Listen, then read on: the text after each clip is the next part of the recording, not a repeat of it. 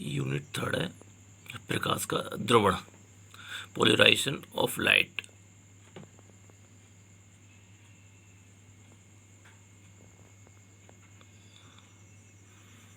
प्रकाश तरंग की अनुप्रस्थ प्रकृति, transverse nature of light waves, ये क्या होती हैं इसको समझाएंगे।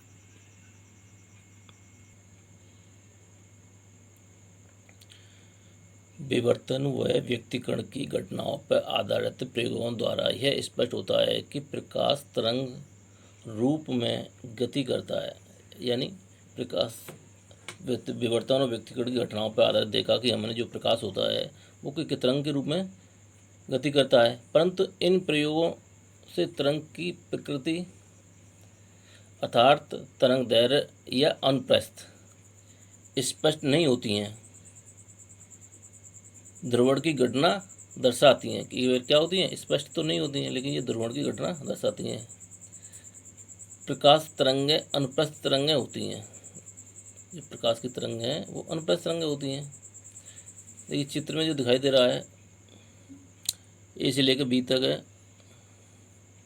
S1 S2 और S3 क्या है, प्रकाश की तरंग है जो क्या है, वाइब्रेशन कर रही हैं।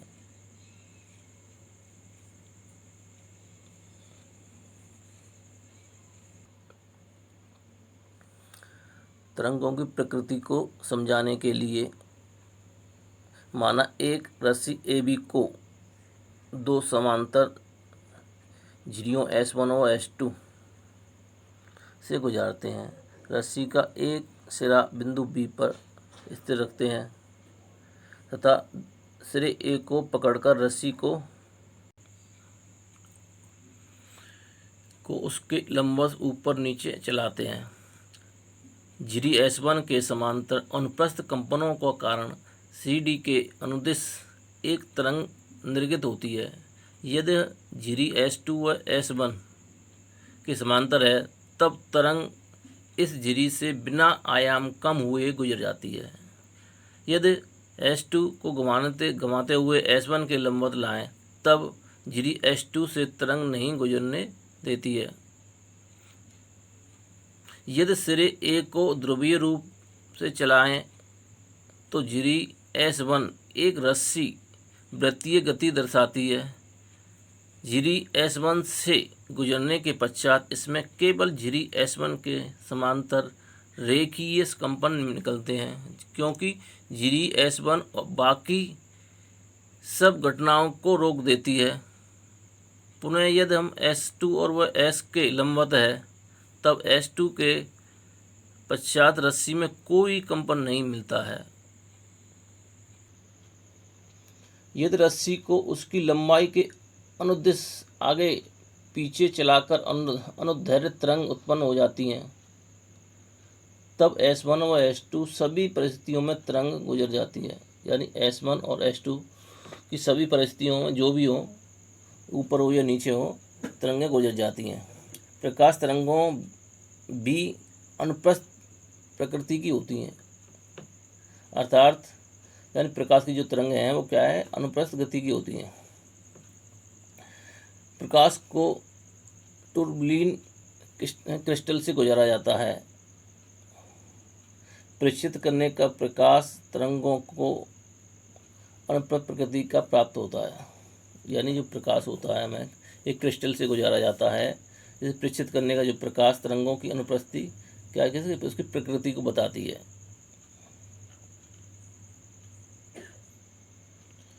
प्रकाश का द्रवण, पोलराइजेशन ऑफ लाइट। जब साधारण प्रकाश का किरण पुंज एक टूरमैनलीन क्रिस्टल A से गुजारा जाता है या उस पर आपतित होता है जिससे उसकी अक्ष के समांतर काटा गया है, तब क्रिस्टल A स्लिट S की भांति कार्य करता है। क्रिस्टल A को घुमाने पर निर्गत तीव्रता में कोई परिवर्तन नहीं होता है, जबकि एक दूसरे का क्रिस्टल A के समांतर रखा है। इसमें कुछ पॉइंट हैं, इसको हम नोट कर करेंगे। जैसे कि नंबर 1, दोनों क्रिस्टलों को इस प्रकार घुमाते हैं कि इनकी अक्षें हमेशा समांतर रहें। बी से बाहर आने वाले प्रकाश की तीव्रता में कोई परिवर्तन नहीं होता। नंबर 2, क्रिस्टल ए को स्थित रखते हैं तथा क्रिस्टल बी को घुमाते हैं। पहले क्रिस्टल ए को स्थिर रखा, फिर बी को घुमाया। अब क्या, क्रिस्टल ए को स्थिर रखते हैं तथा क्रिस्टल बी को घुमाते हैं। क्रिस्टल बी से निर्गत प्रकाश की जो तरंगें या तीव्रता है वो धीरे धीरे कम होती जाती है तथा क्रिस्टल क्रिस्टल बी के लंबवत आ जाता है। तब तीव्रता शून्य हो जाती है। जब लंबवत होगा तब तीव्रता क्या होगी, शून्य होगी। यदि क्रिस्टल बी को पुनः घुमाएं तो निर्गत प्रकाश की तीव्रता धीरे धीरे बढ़ने लगती है तथा पुनः अधिकतम हो जाती है।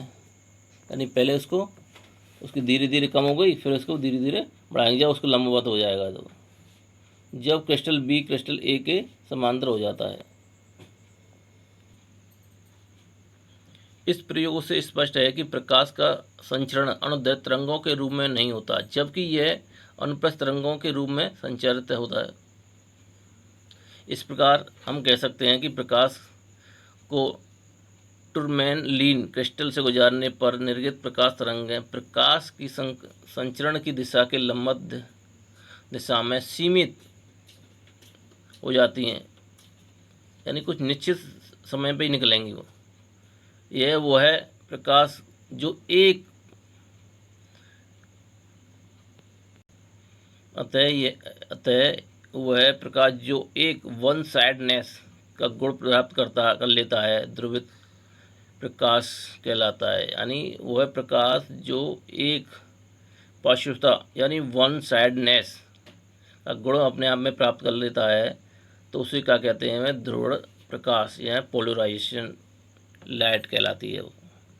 इस घटना को प्रकाश का ध्रुवण कहते हैं। इस प्रकार की जो घटना हो गई उसको क्या कहेंगे, प्रकाश का ध्रुवण, पोलराइजेशन ऑफ लाइट। प्रकाश के विद्युत चुम्बकीय सिद्धांत के अनुसार प्रकाश तरंगों में विद्युत और चुम्बकीय सदिश यानी वेक्टर्स होते हैं जो परस्पर लंबवत तलों में कंपन करते हैं तथा ये दोनों तल प्रकाश के संचरण की दिशा के लंबवत होते हैं। तरंगों के प्रकाशिक प्रभाव वैद्युत सदिश के कारण होते हैं, अतः वैद्युत सदिश प्रकाश की सदिश की भांति कार्य करता है। सामान्य प्रकाश में प्रकाश सदिश संचरण की दिशा के लंबवत तल में सभी संभव दिशाओं में कंपन करते हैं, जबकि समांतर दिशाओं में क्या थे, कम थे, और उसमें क्या अधिक है।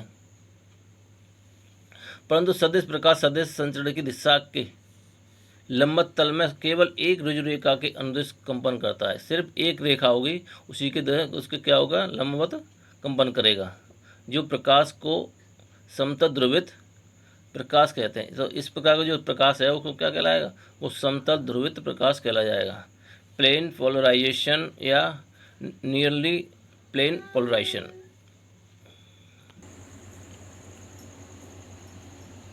नेक्स्ट हेडिंग है हमारी ध्रुवित अध्रुवित प्रकाश में अंतर।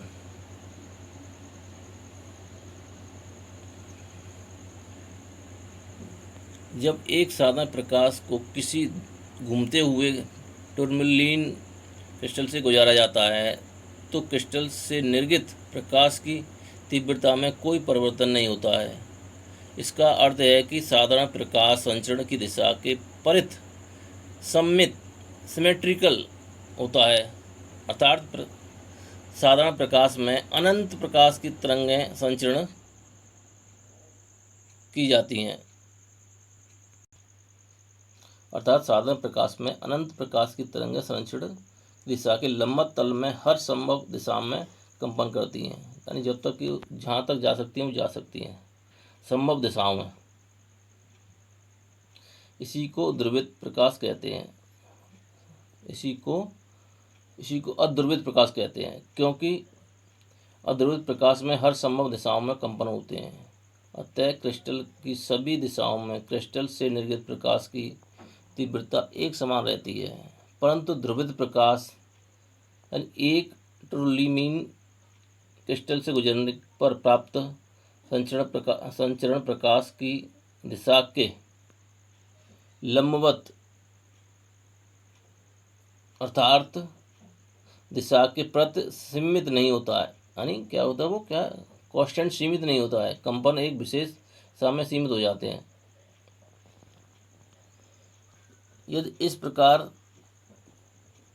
प्रकाश को एक घूमते हुए टुर्लीमेन क्रिस्टल से देखें तब प्राप्त प्रकाश की तीव्रता में परिवर्तन होता है तथा जब दोनों क्रिस्टलों की अक्षें एक दूसरे के लंबवत हो तब तीव्रता न्यूनतम होती है। जब दोनों क्रिस्टलों की तीव्रता लंबवत है तो तीव्रता क्या होगी, न्यूनतम होगी, यानी मिनिमम। अब जब समांतर हो तो क्या होगी, अधिकतम, मैक्सिमम होगी।